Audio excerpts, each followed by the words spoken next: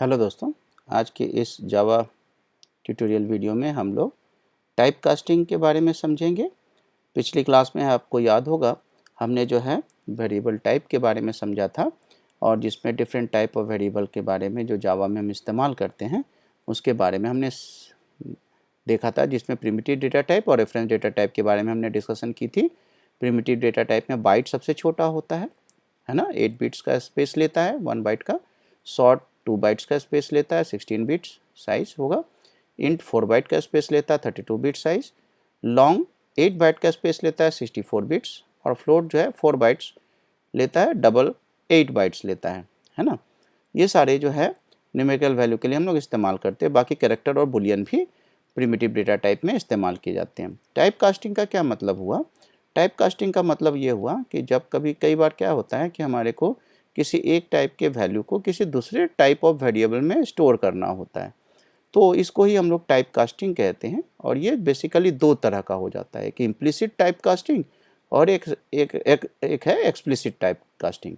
Implicit का मतलब हुआ कि ऑटोमेटिक कन्वर्जन ऑफ टाइप हो जाएगा। इसको समझने के लिए आइए हम लोग प्रोग्राम पर चलते हैं।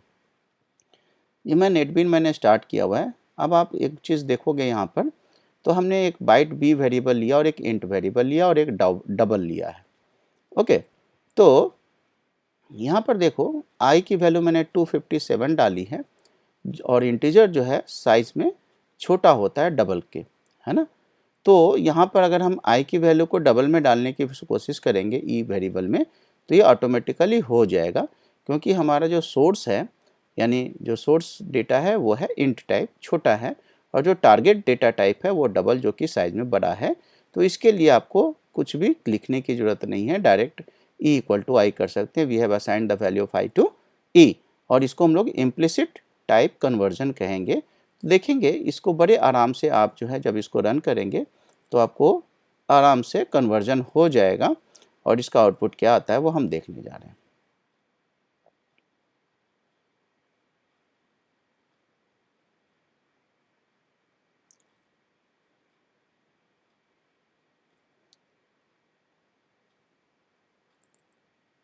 तो ये हमारा आउटपुट आ गया, double conversion of I is 257.0। तो 257 जो इंटीजर वैल्यू था इसको डबल में कन्वर्ट कर दिया और 0.0 यहाँ डल गया। तो क्या हुआ? Implicit type conversion. लेकिन इन केस सपोज करो कि हमने जो है उल्टा कर दिया, यानी कि डी की वैल्यू को हम इंट में डालने की कोशिश कर रहे हैं।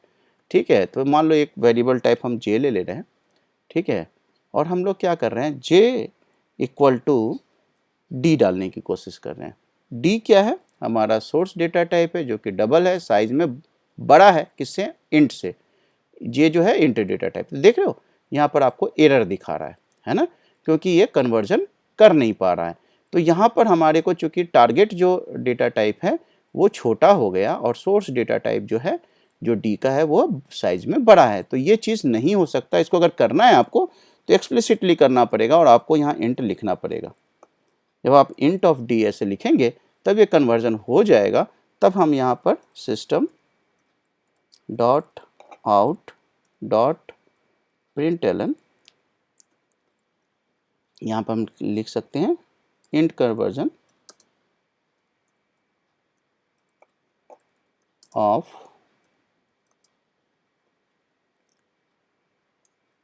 डी,